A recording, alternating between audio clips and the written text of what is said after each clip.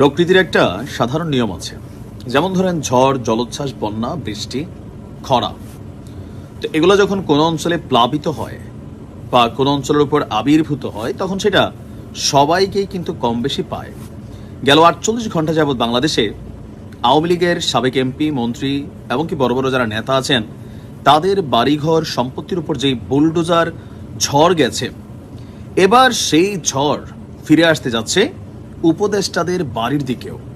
প্রকাশ্যেই সরাসরি আলটিমেটাম দেওয়া হয়েছে, বেশ কিছু শর্ত রাখা হয়েছে।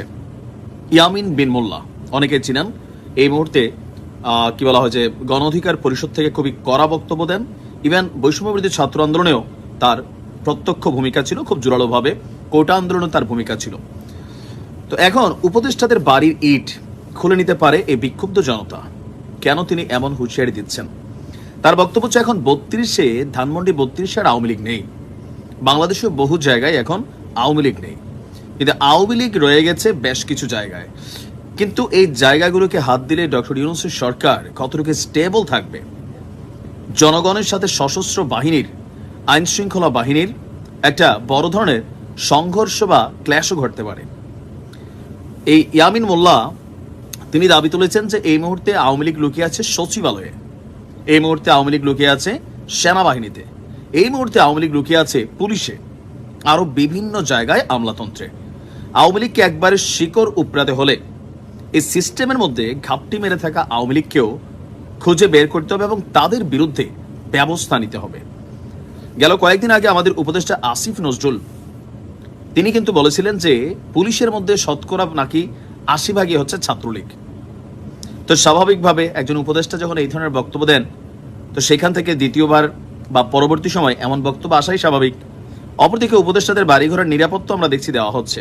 গতকালকে হান্নান মাসুদ হাতিয়ার কিছু ঘটনা নিয়ে তিনি স্বরাষ্ট্র উপদেষ্টার বাসভবন ঘেরাও করতে গেলে আমরা দেখেছি পুলিশ, সেনাবাহিনী তাদের বাড়ির নিরাপত্তা দিচ্ছে। কিন্তু যদি সত্যি সত্যি কোনো বুলডোজার ওইদিকে রওনা হইয়া যায়, তাহলে কি পুলিশ, সেনাবাহিনী সেই বুলডোজারকে আটকাবে? জীবনও আটকাবে না। কারণ পুলিশ এবং সেনাবাহিনীর যে জায়গাটা, তারা বুঝতে পারতেছে যে কোন দিকে তারা মুভমেন্ট করবে নাকি কোন দিকে মুভমেন্ট করবে না। যেদিকে মুভমেন্ট করে ভেজাল আছে। দিন শেষে নিজের প্রাণ বাঁচানোটাই এই মুহূর্তে দেশের জন্য ফরজ। তো স্বরাষ্ট্র উপদেষ্টা সহ বাকি উপদেষ্টাদেরকে আলটিমেটাম দেওয়া হয়েছে। কোনটা? যেই সরকার এবারের মিশন চালাবে আওয়ামী লীগকে নির্মূল করার জন্য প্রশাসনের মধ্যে, আর যদি তা না হয় তাহলে বিক্ষুব্ধ জনতা উপদেষ্টাদের বাড়ির ইটও খুলে নিতে পারে। এটা এক ধরনের প্রকাশ্য হুমকি।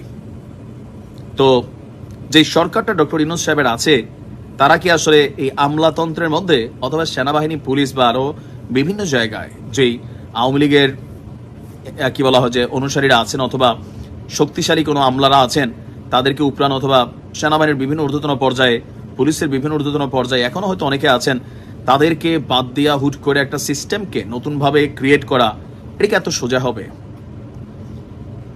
নাকি ভিন্ন কিছু আসলে ঘটতে পারে? তো এই মুহূর্তে আমরা দেখছি সরকারের পক্ষ থেকে বলা হয়েছে কোনো ধরনের উস্কানিমূলক বক্তব্য যারা দেবে তাদের বিরুদ্ধে কিন্তু সরকার কঠোর হস্তে আইনগত ব্যবস্থা নিবে। আসলে কি ঘটতে যাচ্ছে জানি না, তবে একটা ঝড় উঠছে, এই ঝড় কোথায় গিয়ে থামে আমরা সবাই অবলোকন করছি। ভালো থাকুন।